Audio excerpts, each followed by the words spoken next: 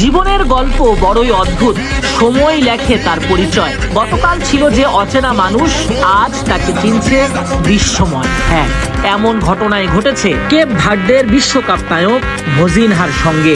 2026 বিশ্বকাপে স্পেনের বিপক্ষে ঐতিহাসিক ম্যাচে কেপ ভার্দের সবচেয়ে বড় নায়ক ছিলেন গোলরক্ষক জোসিমার জোসে এভোরা দিয়াস, যিনি ফুটবল বিশ্বে বেশি পরিচিত ভজিনহা নামে। তার নামের পেছনেও রয়েছে ফুটবল ইতিহাসের ছোঁয়া। 1986 বিশ্বকাপে ব্রাজিলের হয়ে আলো ছড়ানো কিংবদন্তি রাইট ব্যাক জোসিমারের ভক্ত ছিলেন ভজিনহার বাবা। সেই কারণেই ছেলের নাম রাখেন জোসিমার। 40 বছর বয়সী এই গোলরক্ষক জর্জিয়ার আটলান্টা স্টেডিয়ামে স্পেনের বিপক্ষে মাঠে নেমে বিশ্বকাপে অভিষেক ঘটান। এর মাধ্যমে তিনি বিশ্বকাপ ইতিহাসের দ্বিতীয় সর্বাধিক বয়সী অভিষিক্ত খেলোয়াড় হন। তার চেয়ে বেশি বয়সে বিশ্বকাপ অভিষেক হয়েছিল মিশরের কিংবদন্তি গোলরক্ষক ইসাম এল হাদারির, যিনি 2018 বিশ্বকাপে 45 বছর বয়সে খেলেছিলেন।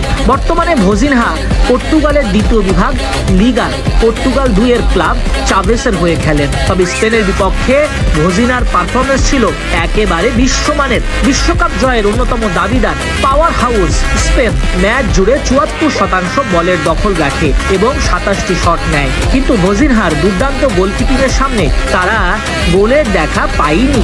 ভজিনহা 7টা গুরুত্বপূর্ণ সেভ করেন এবং কেপ ভার্দেকে এনে দেন বিশ্বকাপ ইতিহাসের প্রথম ম্যাচেই স্মরণীয় গোল শূন্য ড্র।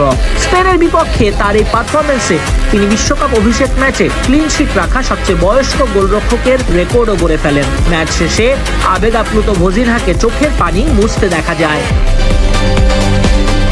কেপ ভার্দে যখন প্রথমবারের মতো বিশ্বকাপে জায়গা করে নেয়, তখন অনেকেই মনে করেছিলেন টুর্নামেন্টে অংশগ্রহণ করাই দেশটার সবচেয়ে বড় অর্জন। কিন্তু ভজিনহা দেখিয়ে দিয়েছেন তারা শুধু অংশ নিতে আসেননি, লড়তেও এসেছেন। কেপ ভার্দের জনসংখ্যা মাত্র 5 লাখের কিছু বেশি। আফ্রিকার পশ্চিম উপকূলের এই ছোট্ট দেশটির জন্য স্পেনের মতো শক্তিশালী দলের বিপক্ষে ড্র করাও এক বিশাল সাফল্য। আর সেই সাফল্যের নায়ক ভজিনহা।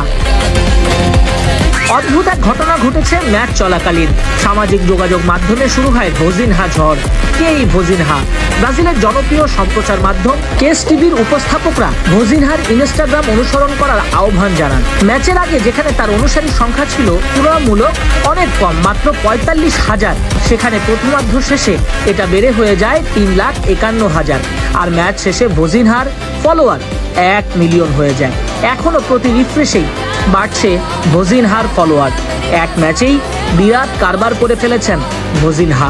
2022 সালে কেপ ভার্দের হয়ে খেলা ভজিনহা বিশ্বকাপে আসার আগে 80টিরও বেশি আন্তর্জাতিক ম্যাচ খেলেছেন। স্পেনের বিপক্ষে ম্যাচটা ছিল তার জাতীয় দলের হয়ে প্রায় 90